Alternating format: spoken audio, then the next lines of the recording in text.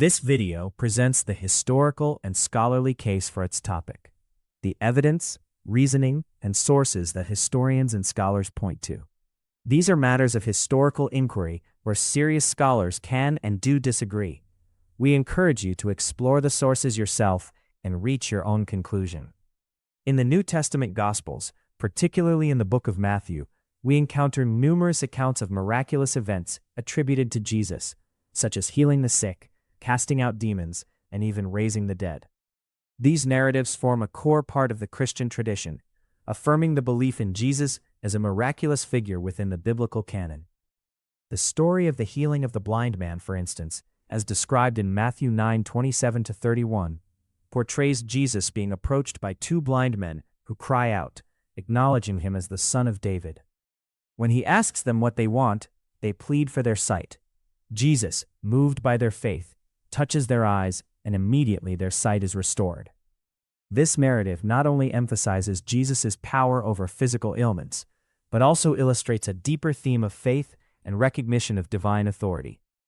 Historically, scholars have examined Jesus' miracles through various lenses, with some asserting that these acts served as signs of his messianic identity, intended to fulfill Jewish expectations of a coming Savior.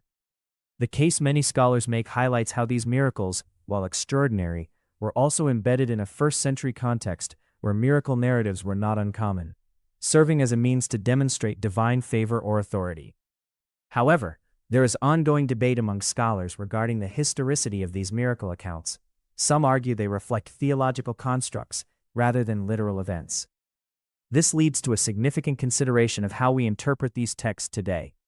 Many scholars posit that, rather than simply being seen as displays of divine power, these miracles can represent deeper spiritual truths.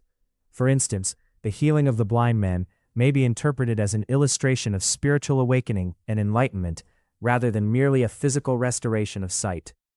In this vein, the miracles serve as metaphors for spiritual healing and the transformative power of faith.